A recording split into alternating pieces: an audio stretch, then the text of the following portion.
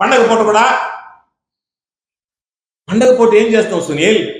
శనిగాడు ఇంటికి రాకూడదు అనుకుంటాం, శనిగాడు మీ వెంటనే జరుగుతా ఉంటే మీకు పండుగ ఏంది? మీరు లాజిక్ మిస్ అయ్యి మీరు మా మీద బాధపడతారేంది?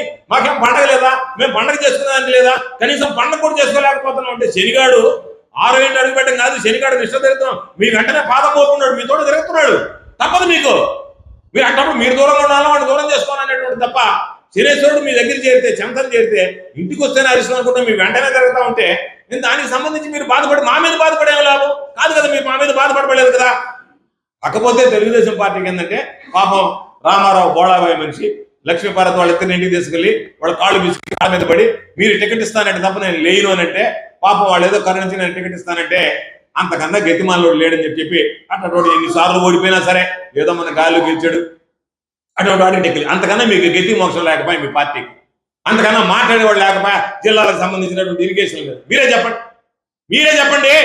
ఇంటర్మీడియట్ చూసి రాయలేక ఫెయిల్ అయినటువంటి వాడా చార్జ్ పెట్టి మీకు ఎక్స్ప్లెయిన్ చేసేది అంత పరిస్థితికి మీరు దిగజారిపోయారా?